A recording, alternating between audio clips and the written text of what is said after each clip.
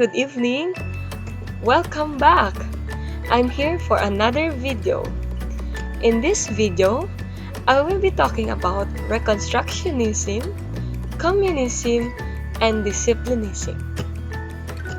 Here's the outline of my presentation. For Reconstructionism, we will have an introduction, goals of Reconstructionism, Reconstructionism in education, Reconstructionist educators, aim in education, teaching method, and nature of learner. I will also talk on communism and disciplinism. Let's start. Reconstructionism, also known as social reconstructionism, this theory claims to be the successor of progressivism and declares that the chief purpose of education is to reconstruct society in order to meet the cultural crisis brought about by society, political, and economic. Reconstructionism is a philosophy that emphasizes the addressing social questions and a quest to create a better society and a worldwide democracy. Here's the significant goals of Reconstructionism. It intends to accomplish social justice, human justice, freedom and democracy, human community, economic justice, equality and opportunity, world peace.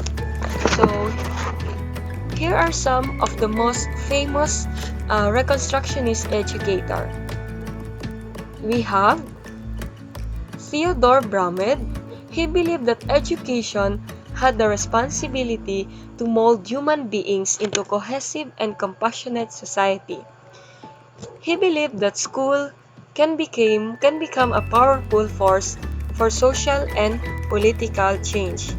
So he pointed out that education can make a difference in our society.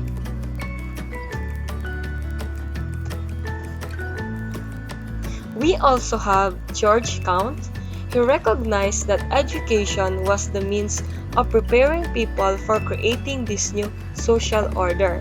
So for him, teachers educators to use school as means for critiquing or the act of criticizing and transforming the social order.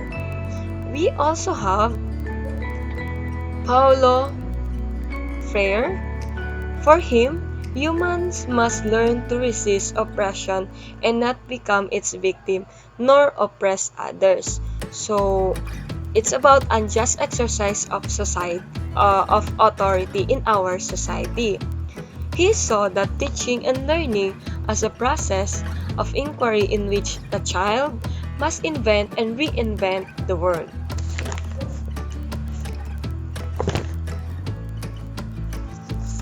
Reconstructionists focus on a curriculum that highlights social reform. So we have here, first is to reform our society by emphasizing that education can change the world for the better. We also have, our second is the school purpose is to see experimental learning as having a broad scope. Third is to create democracy. So teachers encourage to guide a meaningful dialogue among students, but not to tell the children how to think or what to believe. So it's more on student-centered approach. Okay, so we have two major premises of Reconstructionism. So first, we have society is in need of constant reconstruction or change. So second is such social change involves a reconstruction of education and reconstructing the society. So these are the belief of our Reconstructionists. Next, we have teaching method. We have 4 teaching methods that the teacher can use. We have cooperative learning, problem solving, critical thinking, and experimental. We also have 2 nature of learner. First is, students are critical element of bringing social change. Next, we have students are capable of initiating and adapting to change, especially if they are influenced by appropriate adult role models. So as a teacher, so we are one of the models that our learners can be influenced. So we have to be very careful of what we are doing or what we are acting, because they may follow it. Okay?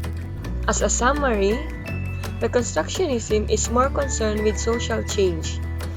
It believes that the school should make policies and changes which would bring about reforms of the social order. As what Bramed said, we live in a world of great crisis, where humans have the capability of destroying civilization overnight. Similarly, mankind has the intellectual, technology, and moral potential to create a world of abundance, health, and human capacity.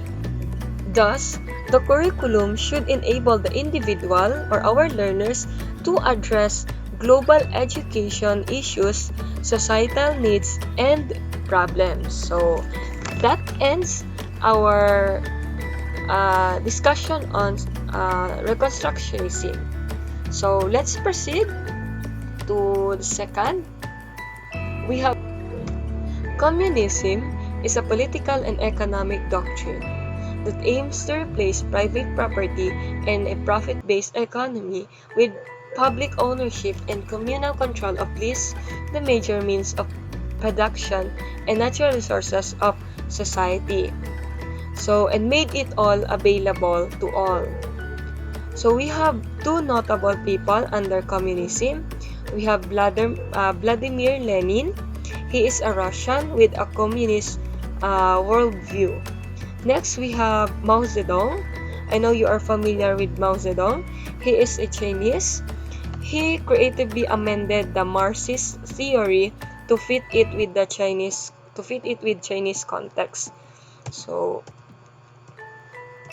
communism, it create process linked with people's active participation in the construction of communism with a struggle for a new society. Comprehensive harmonious development for all the spiritual and physical resources of every member of the society. So that is what communism is. Now let's proceed to communism and education. In the curriculum of communism and education, we have 3 aspects of education. We have physical education, aesthetic education, and education work. So in physical education, when we improve our moral together with our volitional qualities with harmonious human development, we will be able to strengthen our health and eventually increase our labor potential. So we have second, in aesthetic education, it cultivates capability, understanding, and appreciation of what is beautiful in life and art of spirituality. So in education work, we have self-education. So we have here 2 teaching methods. First is to allow our students to work on their own. Second is the students must feel themselves as a worker in a laboring. So in communism, they believe that the learners are the workers of the future. So that is what communism is. Now let's proceed to disciplinism. Disciplinism is also known as formal discipline. So we have here Aristotle, who shared that faculty psychology, which asserted that the mind is made up of certain faculties such as memory, reason, will, judgment, etc., of which needs special activities for its training and development. This theory maintained that the power developed in any faculty by the study of a school subject can be used equally when in other subjects or to meet any other experience in life. So we also have John Luke. He believed that the mind of the child at birth is like a tabula rasa, which mean a blank tablet, and experiences will be the ones to write on that tablet. So what he mean that the learning or the knowledge of what the child will learn throughout his lifetime will be used to meet any other experiences or challenges in his or her life. So that's what John Luke is trying to tell us. So that ends my presentation for this